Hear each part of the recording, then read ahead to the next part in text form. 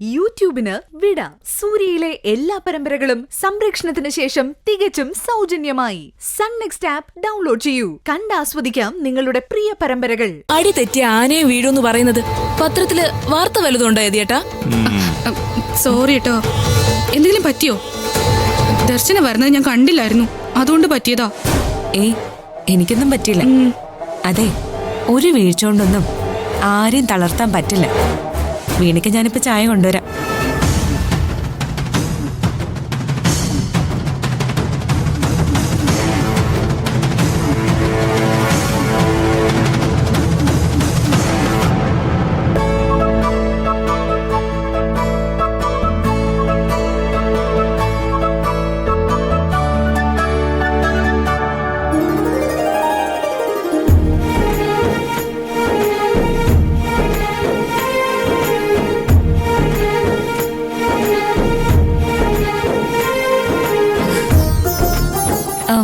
രൂപേഷേട്ടാ, രൂപേഷേട്ടാ,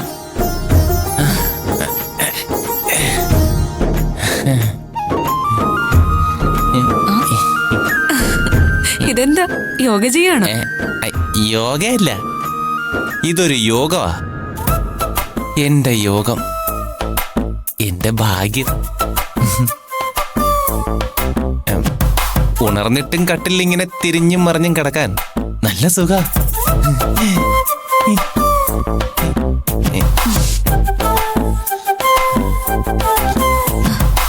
ആ, അങ്ങനെ ഇപ്പൊ സൂയിക്കണ്ട. എണീറ്റ് ചായ കുടിച്ചേ. ഞാൻ ഇപ്പോഴൊന്നും എഴുന്നേക്കൂല. എന്നും 10 മണി വരെ ഉറങ്ങുന്നവനാ ഞാൻ. ആ, ഇനി അതൊന്നും നടക്കില്ല. രാവിലെ എഴുന്നേക്കണം, 1-2 കിലോമീറ്റർ നടക്കണം, പത്രം വായിച്ച് പഠിക്കണം. അങ്ങനെ അങ്ങനെ ഒരുപാട് ജോലികളുണ്ട്.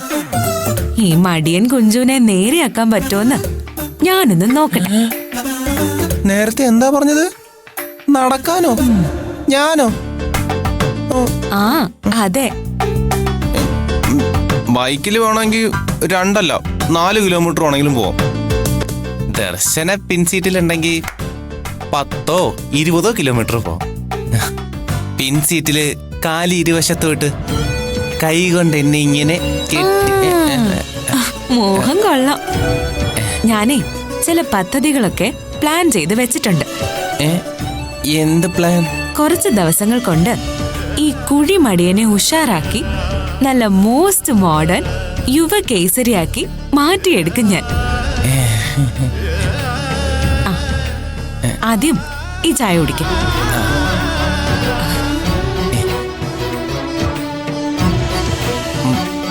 അയ്യേ, ഇതിലും മധുരമില്ല. ഇതാരാ ഇട്ടത്? ഞാനാ ഇട്ടത്. ഞാൻ മധുരം ഇട്ടല്ലോ. നല്ല മധുരം ഉണ്ടല്ലോ. ആണോ? നോക്കട്ടെ.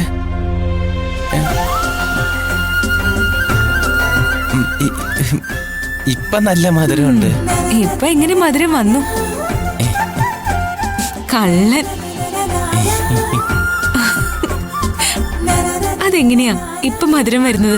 അതോ, അതീ ചുണ്ട്, ദർശനയുടെ ചുണ്ടിലെ മധുര. അയ്യടാ, എന്റെ ചുണ്ടിന് മധുരമാണെന്ന് ആരാ പറഞ്ഞത്? എനിക്കറിയാം.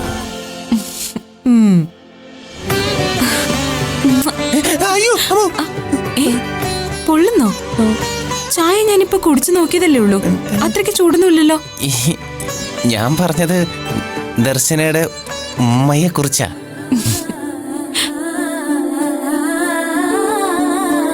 ദർശന പോലെ പ്ലീസ്. എന്താ? ഇവിടെ ഇരിക്കേ. കുറച്ചു നേരം കൂടെ നമുക്കിവിടെ ഇങ്ങനെ ഇരിക്കാം, അടുത്തടുത്ത്, തൊട്ട് തൊട്ട്. ദർശന എന്റെ കണ്ണിൽ നോക്കുന്നു, ദർശനയുടെ കണ്ണില് ഞാൻ നോക്കുന്നു. അങ്ങനെ കണ്ണും കണ്ണും നോക്കി നോക്കി നമുക്കിവിടെ ഇരിക്കാം. അയ്യടാ, രാവിലെ നല്ല റൊമാൻറ്റിക് മൂഡിലാണല്ലോ. എനിക്ക് വരപ്പാണിയുണ്ട്. ദർശൻ പോലെ.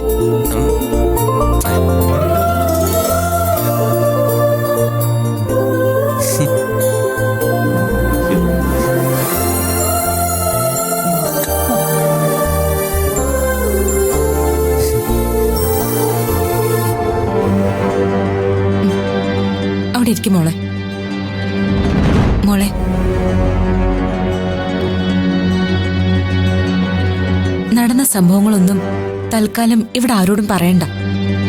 നിന്നെ കൊല്ലാൻ നോക്കിയത് തീർച്ചയായും ഗിരിജയായിരിക്കണം. അവർക്കുള്ളത് ഞാൻ വഴി കൊടുത്തോളാം.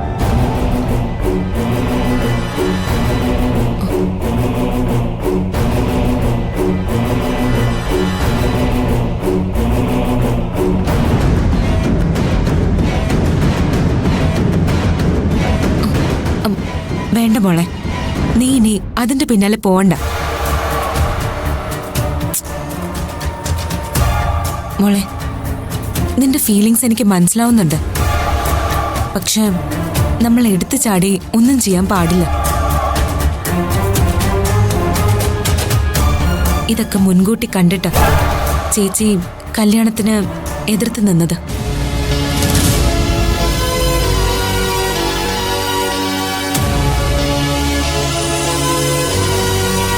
എത്ര തവണ നിന്നോട് തന്നെ ഞാൻ പറഞ്ഞിട്ടുണ്ട്, ഈ കല്യാണം കഴിഞ്ഞാ നിന്റെ പല കാര്യങ്ങളും എനിക്ക് ശ്രദ്ധിക്കാൻ പറ്റാതെ വരുമെന്ന്. ശ്രദ്ധിക്കില്ല എന്നല്ല, നിന്നെ മറന്നിട്ട് എനിക്കൊരു ജീവിതം ഇല്ല മോളെ. കല്യാണശേഷം നമ്മൾ എത്ര ശ്രമിച്ചാലും സാഹചര്യങ്ങൾക്ക് നമ്മൾ അടിമയായി പോവും.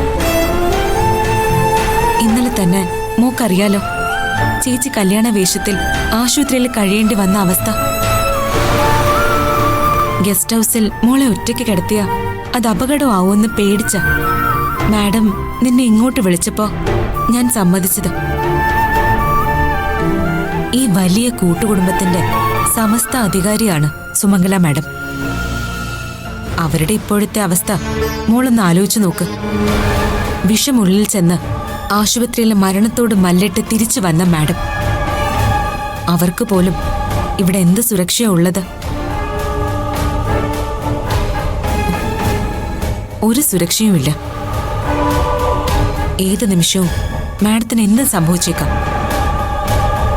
അങ്ങനെയുള്ള മാഡത്തിന്റെ മുറിയിലാണ് മോളെ ഇന്നലെ കിടത്തിയത്. ശരിക്കും ചേച്ചി ശ്രദ്ധിക്കണമായിരുന്നു.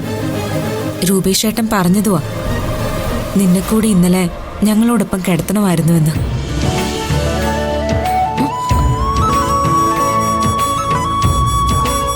ശരി, പിന്നെ എന്താ ഒരു മാർഗം? എനിക്ക് രൂപേഷ് ഏട്ടനും ഒത്തുള്ള ജീവിതത്തെക്കാൾ വലുത് എന്റെ മോളുടെ സുരക്ഷ. നമുക്ക് നമ്മുടെ ഗസ്റ്റ് ഹൗസിൽ പഴയതുപോലെ താമസിക്കാം. രൂപേഷ് ഏട്ടൻ പിണങ്ങിയാലോ മാഡം എതിർത്താലോ എനിക്കതൊരു പ്രശ്നമേ അല്ല. ഇനിയിപ്പോ ആ പേരിൽ രൂപേഷ് ഏട്ടൻ എന്നെ ഉപേക്ഷിച്ചാലും ഞാനത് കാര്യമാക്കില്ല. എനിക്കെന്റെ കുഞ്ഞുമോള വലുത്. നിന്നെ എന്റെ കയ്യിൽ ഏൽപ്പിച്ചല്ലേ നകുലനും നിമ്മയും ഇവിടം വിട്ടു പോയത്. നിന്നെ ഞാൻ കൈവിടുമോ മോളെ?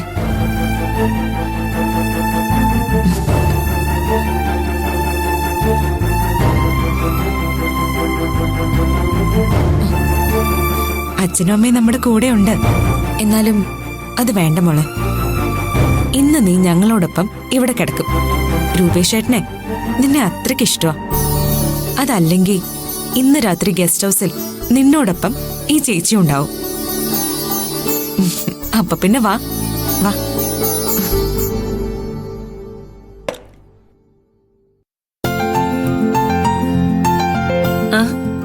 വാ.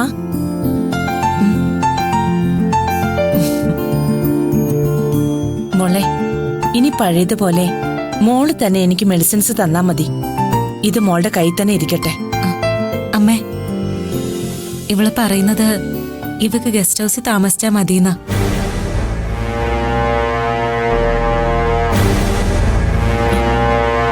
അവിടെ ആവുമ്പോ നകുലന്റെയും നിമ്മയുടെയും സാന്നിധ്യം ഉണ്ടാവുന്ന ഇവള് പറയുന്നത്.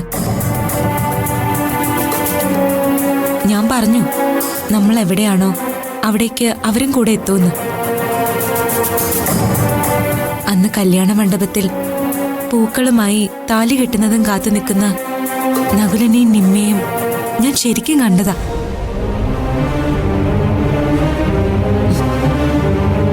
അഞ്ചുമോൾ ഇവിടെ തന്നെ നിൽക്കുന്നതാ എനിക്കും ഇഷ്ടം. പക്ഷേ എന്റെ തന്നെ ജീവൻ ഇപ്പൊ ആരുടെയൊക്കെയോ കയ്യിലാണെന്ന് ഞാൻ ഭയപ്പെടുകയാണ്. ഗുഹ കടന്നു ചെല്ലുമ്പോ ഇരുട്ടുള്ള ഇടവഴികൾ, അത് ചെല്ലും തോറും ഇടുങ്ങി വരുന്ന വളഞ്ഞു നീണ്ട വഴികൾ. എന്റെ മോനെയും നിങ്ങളെയും ചിറകിൻ കീഴിൽ ഒതുക്കി നിർത്താൻ പറ്റാതെ മനസ്സ് പിടയുന്ന ഒരു തള്ളക്കൊഴിയെപ്പോലെ ചുറ്റും ഉറ്റുനോക്കി കഴുകൻ കണ്ണുകൾ. അമ്മ ഇങ്ങനെ ഭയക്കുന്നത് കൊണ്ടാ കഴുകൻ കണ്ണുകൾ അമ്മയെ വേട്ടയാടുന്നത്.